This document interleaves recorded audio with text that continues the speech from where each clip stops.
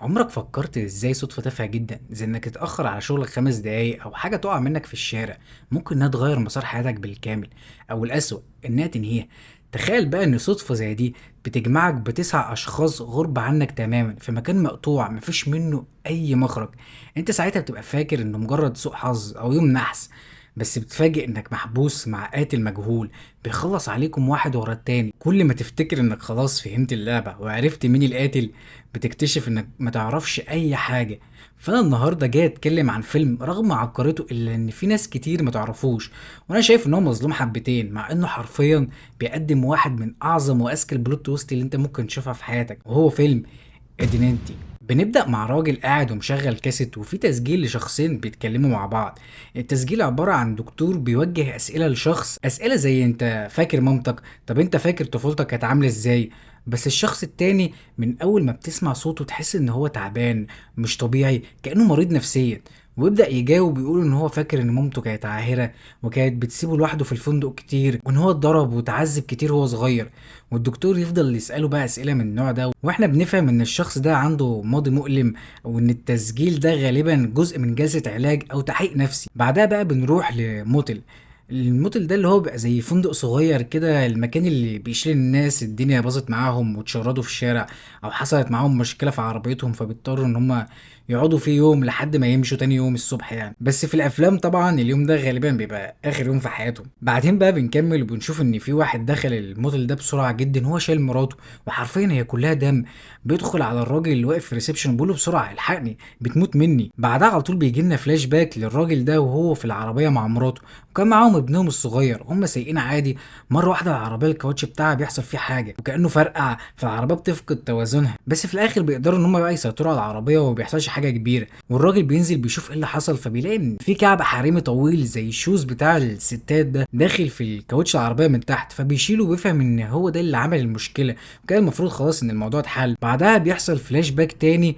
يعني بص، انا في المنطقه دي تركز معايا كويس لان الفيلم هنا هيروح لفلاش باك كتير عشان يوريك الشخصيات دي اتجمعت ازاي او اتقابلوا ازاي، وازاي الخطوط بتاعتهم كلها هتتجمع في الاخر. المهم يعني بنرجع تاني في الفلاش باك ويشوف ان في بنت بتحاول انها تولع سيجاره وهي سايقه عربيتها، بتدور على الولاعه ومش لاقيها، وفضلت تدور عليها لحد ما الشوز بتاعها بيطير بيقع في الطريق. وهنا بنفهم ان ده نفس الشوز اللي الراجل هو ومراته عملوا بيه الحادثه والكاوتش بتاعهم فرقع بسببه. بعدها بنرجع تاني للراجل هو بيحاول يغير الكاوتش العربيه بتاعه، بيفضل بقى يتكلم هو ومراته على انهم ما عندهمش عجله ستبن وان هم شالوها من العربيه عشان لو اشتروا واحده هتبقى غاليه والكلام ده. ويفضلوا يتكلموا كده لحد ما مراته بتبقى واقفه في نص الطريق، فجاه عربيه بتيجي بتخبطها في الطياره من نص الطريق. فاحنا بنعرف ازاي هي اتخبطت وازاي وصلت للحاله اللي شفناها اول الفيلم وهي داخله الموتل كلها دم. بعدها بنشوف ان في راجل سايق عربيه لست، والست دي باين عليها انها شخصيه مهمه او غنيه، وهي قاعده بتتكلم في التليفون لحد ما الموبايل بتاعها بيفصل. فبتقول للسواق ان البطاريه الاحتياطي بتاعتها في الشنطه اللي جنبك، هاتها ليا.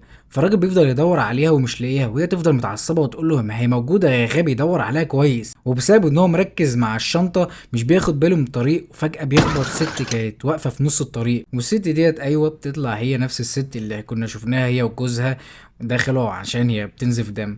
فالراجل بينزل بسرعه وبيحاول ينقذهم بس مش بيعرف يعمل حاجه في المكان ده، فبياخدها في عربيته هي وجوزها وابنهم وبيجروا بسرعه على الفندق الصغير عشان يلحقها. ولما الراجل بيدخل بمراته الدنيا بره كانت حرفيا بتشتي شتا رهيب والشارع كله غرقان، يعني كل حاجه كانت بايظه. فهو بيخش على الراجل بتاع الريسبشن وبيقول له بسرعه عايزين نتصل بالاسعاف والحقنا. فالراجل بتاع الريسبشن بيروح يجيب التليفون بسرعه بس بيتفاجئ ان مفيش اتصال خالص. فبيقول لهم ان اكيد المطر والشتاء مأثرين على الدنيا وان الخطوط غالبا متعطله، فهم بيحاولوا يشوفوا اقرب مستشفى فين. والسواق بيساله طيب اقرب مستشفى على بعد قد ايه من هنا؟ فهو بيقول له انه تقريبا على بعد حوالي 45 كيلو. فالسواق بيقرر ان هو يخرج بسرعه عشان يروح يجيب الاسعاف او يشوف اي مساعده تيجي. فعلا بياخد عربيته وبيجري على الطريق وسط المطر ده كله. وهناك بقى على الطريق بيقابل البنت اللي كانت بتدور على الولاعه بتاعتها وعربيتها متعطله بسبب المطر ومش عارفه تمشي بيها. فهي بتوقفه وبتقول له بالله عليك ساعدني، عربيته واقفه ومش راضي انها تشتغل. فهو تمام بيقرر ان هو بيساعدها وبياخدها معاه في العربيه بتاعته. بس طبعا ما بيلحقوش يمشوا كتير لان عربيتهم كمان بتبدا تعطل في الطريق بسبب المطر والدنيا كلها بتبقى مقفوله. فبينزلوا وبيقفوا وفجاه بيلاقوا عربيه جايه قدامهم والسواق بيوقفها ويقول لهم انهم مش هيعرفوا يكملوا قدام لان المطر قافل كل الطرق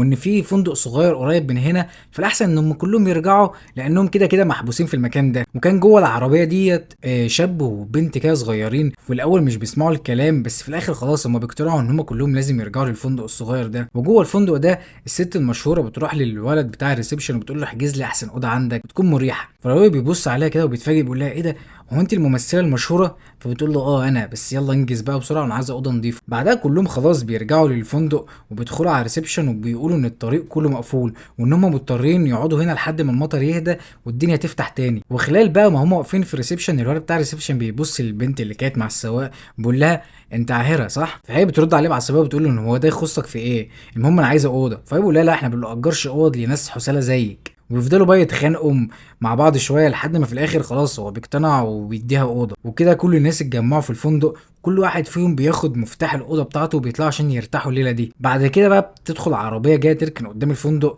والولد بتاع الريسبشن بيخرج يشوف هو ده مين. فبيطلع من العربيه واحد بيقول ان هو ظابط وان المفروض هو بينقل مسجون معاه في العربيه، بس بسبب ان الدنيا بتشتي وبتمطر الطريق كله واقف ومقفول، فهم هيضطروا انه يقعدوا في الفندق الليله دي. فالولد بتاع الريسبشن بيقول له تمام ماشي مفيش مشكله. بس في اللحظه دي السواق بيجري على الظابط وبيقول ان هو محتاج جهاز الارسال بتاعه بسرعه عشان يكلم الاسعاف، لان معاه واحده عامله حادثه وابنها وجوزها معاها والوضع صعب جدا. فالظابط بيقول له تمام جرب. فالسواق بياخد الجهاز وبيحاول يتصل، بس برضه بيلاقي ان مفيش ارسال وكل حاجه متعطله بسبب المطر. بعدها الظابط بيرجع ناحيه عربيته، فالمسجون اللي معاه جوه العربيه بيبدا يضحك عليه اكنه عارف حاجه عنه وبيقول له انك شكلك وقعت في مشكله. وساعتها الظابط نفسه بيبان عليه التوتر، كأن وجود المسجون ده في المكان ده ومع الناس دي مش هيعدي بسهوله، او اكن هو مخبي حاجه.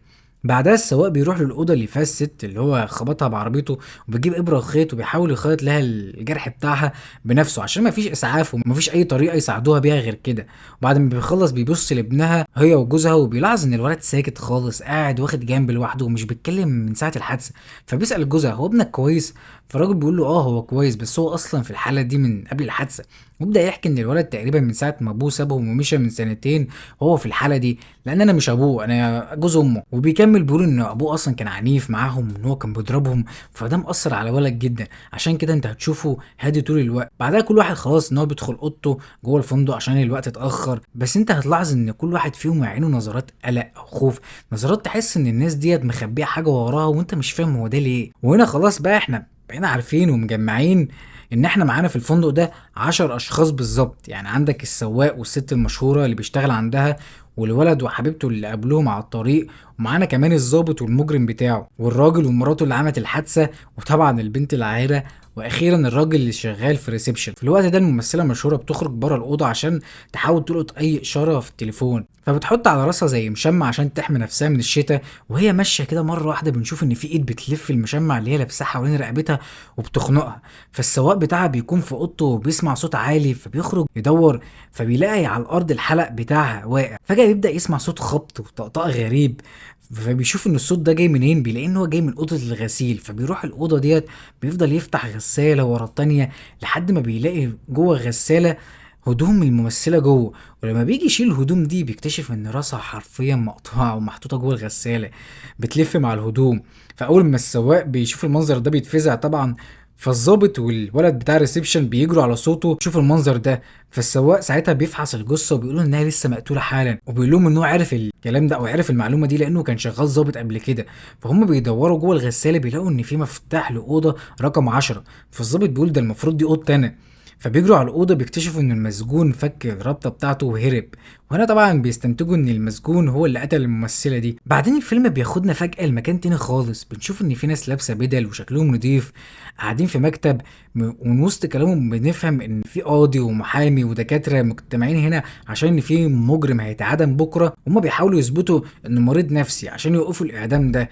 واحنا لحد اللحظه دي مش فاهمين هما بيتكلموا عن مين وايه علاقتهم باللي بيحصل في الفندق. فبنرجع تاني للفندق، الناس بقى كلهم مجتمعين ومرعوبين، وبتاع الريسبشن بيحاولوا يطمنهم ويقول لهم ان احنا معانا 2 ظباط ما تقلقوش. وساعتها بيتفقوا ان السواق والظابط وبتاع الريسبشن هيخرجوا يدوروا على المسجون الهربان ويمسكوه، ويطلبوا من البقيه ان هم يقفلوا على نفسهم ويفضلوا حابسين نفسهم جوه. وهم محبوسين جوه البنت العاهره دي بتكتشف ان الشاب والبنت الصغيرين لسه اصلا متجوزين من 9 ساعات، بس البنت بتنهار وبتجري وتقول انها مش مرتاحه وحاسه ان في حاجه مش كويسه هتحصل. والولد بيطلع يجري وراها وبيقول لها ان اللي في بطنك ده مش ملكك لوحدك. فبنعرف ان هم تقريبا اتجوزوا عشان هي حامل. بعدين بيدخلوا اوضتهم ويفضلوا ان هم يتخانقوا بصوت عالي، عالي، وبيفضلوا كده يعلوا صوتهم على بعض لحد ما البنت بتخش الحمام وتقفل على نفسها، والولد بيفضل يقعد يكلمها كتير، بس مره واحده بيفضل يقعد يزعق لها، ويفضل يزعق بصوت عالي بيقول لها افتحي الباب، افتحي الباب يا غبيه. وهو بيزعق مره واحده الصوت بتاعه بيختفي، فالبنت هنا بتستغرب وبتفتح الباب بالراحه، بس بتلمح ظل حد ماسك سكينه،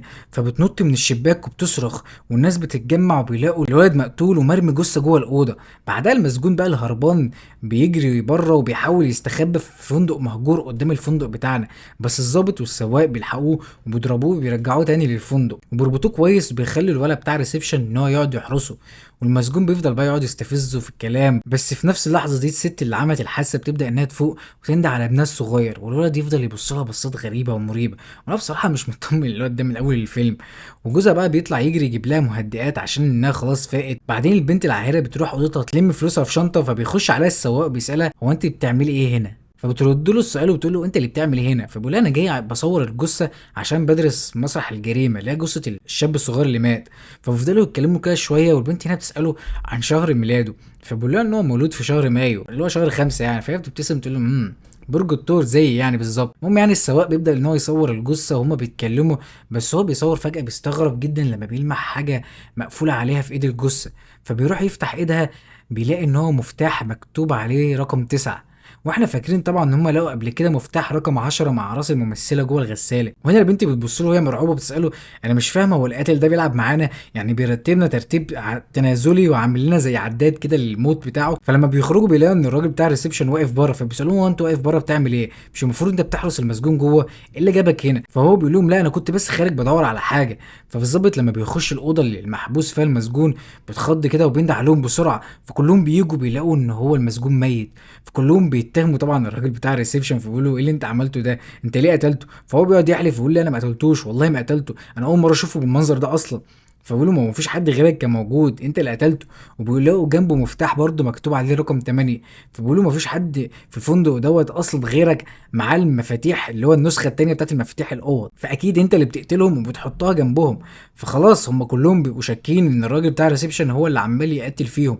فهو بيفضل طبعا ينكر، ومره واحده بياخد البنت اللي هي العاهره وبيفتح عليها سكينه وبيهددهم كلهم، بيقول لهم انا مش هخليكم تلبسونا الحوار ده كله والليله دي كلها. طبعا الباقيين بيجوا حتى الولد الصغير بيفضل يقعد يبص ليه بصاته برده الغريبه والمريبه كده. بعدين البنت اللي هو ماسكها دي بتفضل تدافع عن نفسها وتزقه جامد لحد ما هو بيقع على ثلاجه او فريزر، فبيفتح وبيخرج منه جث. طبعا كلهم بيتخضوا، بس ما بيرجعوا يبصوا بيلاقوا ان الولد بتاع الريسبشن طلع يجري بسرعه وخد عربيه وبيحاول ان هو يهرب بيها، بس هو بيهرب كده بيتخض ان الولد الصغير مره واحده بيقف قدام العربيه، فابو الولد اللي هو جوز امه بيجري عليه بسرعه بيزق الولد، وحرفيا العربيه بتشوته هو، وطبعا بيموت في ساعتها. وبعدين بننتقل تاني لنفس الاوضه اللي كان قاعد فيها الناس اللي هم القاضي والمحامين والدكاتره. بيقف كده محامي وبيوجه كلامه للقاضي بيقول له ان الموكله ما ينفعش ان هو يتعدم، لان في نص في القانون بتاعنا بيقول ان ما ينفعش شخص يتعدم وهو ما يعرفش او مش مدرك هو بيتعدم ليه، لانه مش فاهم اصلا، يعني عقل على قده بمعنى اصح يعني. وبيقول كمان ان مذكراته مكتوب فيها افكار كتير وحاجات كتير وبخط ايد مختلف، مع ان الشخص اللي كاتب هو واحد بس.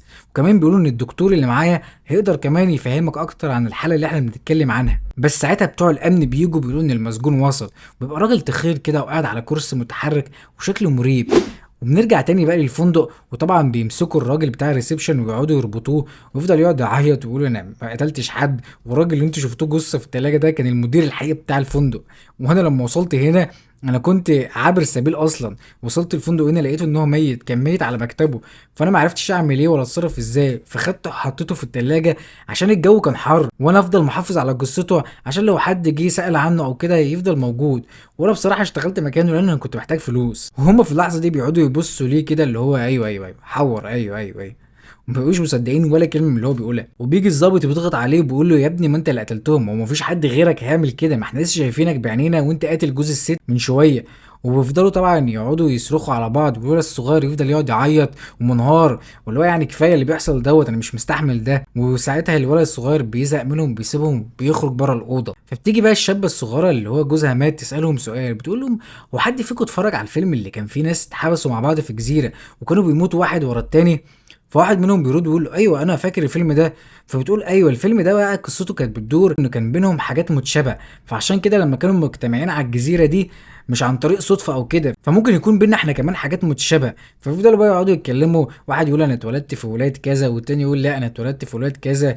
فاللي هو بعد الكلام العوض ده ما بيلاقوش بينهم حاجه مشتركه. بس ساعتها الضابط بقى بيسيبهم وبيروح الاوضه اللي كان فيها الست اللي عامله حادثه، بيلاقي انها ماتت. فبيندع على السواق بيقول له انها ماتت، فبيجي ابنها بسرعه. اول ما بيشوف المنظر ده بيقعد يعيط لحد ما هما بيخرجوه بره الاوضه. بس الضابط لما بيبص تحت الجثه بتاعتها بيلاقي مفتاح مكتوب عليه رقم 6. فالسواق بيبص ومستغرب جدا، بيقول ده مستحيل، ده الست دي ماتت قضاء وقدر، ما هي اصلا كانت تعبانه وكنا خلاص عارفين انها تموت. فقامت البت اللي هي العاهره جت وسطهم وبتقول لو انت بقى بتتكلم عن المنطق ده ان هو قضاء وقدر، طيب ما الراجل اللي هو جوزها يعني يعتبر مات برضه قضاء وقدر، بس ما كانش عنده مفتاح. فهم بيجروا بسرعه عند جثته وبيقعدوا يدوروا ويفتشوه، وفعلا بتصدموا لما بيلاقوا انه في جيبه مفتاح مكتوب عليه رقم 7. فبتاع الريسبشن بيقول لهم انا مربوط قدامكم اهو زي ما انتم شايفين، مستحيل اكون انا اللي عملت كل الكلام ده، لان الراجل اصلا نط قدام العربيه فجاه، يعني اكيد ما كنتش عارف ان هو هيموت عشان احط في جيبه المفتاح. وحتى الست مراته دلوقتي ماتت اهيت وانا برضو مربوط. فهم بيبقوا مستغربين كده ان هو ازاي، ويقعدوا بقى يهبلوا في الكلام، واللي يقول ممكن تكون ارواح ملعونه، واللي يقول ممكن تكون اشباح اللي بتعمل فينا كده. فساعتها السواق بيروح للبنت الشابه وبيقول لها بصي خدي الولد الصغير وخدي العربيه بتاعتكم واهربي من هنا، انا عارف ان الدنيا مطره وكده بس حاولي تجري بالعربيه لابعد حاجه ممكن العربيه توديها لي. فهي بتوافق على الفكره دي وبتجري بسرعه هي والولد الصغير بتركب العربيه. بس مره واحده العربيه بتنفجر، كلهم طبعا بيتخضوا وبيجروا على العربيه وبيجيبوا بسرعه طفايات حريق وبيحاولوا ان هم يطفوا العربيه. بس اول ما بيطفوا العربيه ما بيلاقوش حاجه، بيلاقوا العربيه فاضيه. فالظابط بيقول ممكن يكون مثلا من قوه الانفجار اتحرقوا بسرعه او كده. فالسواق بيقولوا مستحيل حاجه زي دي تحصل، كان هيبقى منهم على الاقل حاجه صغيره باقيه من جثثهم. طبعا هم بيبقوا واقفين مش فاهمين ايه اللي بيحصل. فالظابط بياخد باله ان قصه الراجل اللي العربيه خبطته مش موجوده على الارض، فبيجي يوطي يبص تحت العربيه مش موجوده برضه. فبيندى عليهم يقول لهم هو ازاي ده حصل. فبعدين السواق بتيجي ليه فكره، فبيجري بسرعه ناحيه الغساله اللي فيها راس الست، ما بيلاقيش حاجه. وفضلوا يجروا في كل مكان فيه جثث، ما بيلاقوش اي حاجه، ما بيقولوش اصلا اثر للدم موجود، يعني اكن مفيش حاجه حصلت هنا. بتيجي البنت اللي هي فاضله معاهم تفتح الاوضه وتقعد تصرخ تقول انا خلاص انا استسلمت، انا جبت اخري، مهما كان اللي بيعمل كده خلاص انا مستسلمه، انا كنت بس عايزه الفرحه في حياتي، انا عيد ميلادي الاسبوع الجاي كنت عايز ان انا ابقى مبسوطه في حياتي. فالراجل بتاع الريسبشن بيقول لها عيد ميلادك الاسبوع الجاي؟ انا عيد ميلادي يعتبر يوم 10 في شهر 5. فهي بتقول له وانا كمان عيد ميلادي 10 في شهر 5. فالظابط ساعتها بيبص لهم بيقول لهم وانا كمان برضو عيد ميلادي يوم 10 في شهر 5. واخيرا السواق برضه بيبص ليهم بيقول لهم وانا كمان. فبتاع الريسبشن بيفتكر حاجه وبيجري بسرعه يشوف البطايق بتاعه العشره اللي كانوا جم الفندق، لانه يعتبر كان صور بطايقهم كلهم. فبيفضل يطلع بطاقه ورا بطاقه يلاقي ان كلهم عيد ميلادهم او مولودين يوم 10 في شهر 5. فالسواق بيجي بسرعه ياخد البطايق بتاعتهم ويفضل يقعد يقلب فيها ويفكر كده اكنه بيجمع افكار او خيوط في دماغه عايز يوصل ليها. ويفضل حرفيا يقعد يفكر لحد ما مره واحده يبدا يسمع صوت حد بيكلمه جوه دماغه، بيندى عليه لحد ما بنلاقيه ان هو مره واحده فاق عند الدكتور وفي المكتب بتاع اللي فيه المحامي والقاضي والناس دي كلها، وهو بيبقى قاعد على كرسي متحرك. فالدكتور مره واحده بيقول له ادوارد انت فقت؟ فبيقول له اه. فالدكتور بيقول له تمام، انا عايزك بقى تحكي ايه اللي حصل في الفندق. بيقول له ان انا فاكره ان انا كنت بوصل ممثله مشهوره لمكان، وبعدين لما الطريق اتقطع والدنيا كانت بتشتي رحنا فندق، فالناس اللي هناك بدات تموت واحد ورا التاني. فالدكتور بيقول له بص انا عايز اوريك حاجه. فبيطلع صوره الراجل التخين اللي كان يعتبر قاعد على الكرسي المتحرك من شويه. فبيقول له انت تعرف الراجل ده اسمه مالكم تعرفه؟ فبيقول لا عمري ما شفته. فبيقول له اصل الراجل دوت متهم ان هو عمل جريمه كبيره وان هو قتل 6 اشخاص مره واحده، لانه يعتبر ان هو جيت لي نوبه فزع او نوبه عنف وقتلهم مره واحده. بس لما بنيجي نواجهه بالحقيقه هو مش فاكر، يعني انا اكتشفت ان هو عنده مرض تعدد الهويات او تعدد الشخصيات. فالسواق بيقول له تمام بس انا ايه علاقتي بقى بالكلام ده كله؟ فهو بيقول له عشان واحد من الشخصيات اللي الراجل صنعها في دماغه دي هو انت. السواق بيبص كده بيقول له نعم. ساعتها الدكتور بيطلع مرايه من جنبه بيحطها قدام وشه، فاحنا بنتفاجئ اللي ظهر في المرايه هو الراجل التخين مش اللي هو السواق. فهو ساعتها بيزعق كده بيقول ايه اللي انت عملته في وشي ده مش انا. بيفضل يقعد يزعق كده لحد ما الدكتور بيحاول يهديه بيقول له افهم مفيش حد اصلا اسمه ادوارد اللي هو السواق، كل ده هو انت، وانت دلوقتي في مرحله علاج، وعشان انت عندك تعدد الهويات فاحنا بنحاول ان احنا نقللهم او نقلل عددهم. واثناء العلاج دوت اللي هو تقليل عدد الهويات انت خلقت سيناريو ان كلكم في مكان واحد في اللي هو الفندق، وان في واحد فيكم عمال يموت الناس واحد ورا التاني عشان يقلل عددهم.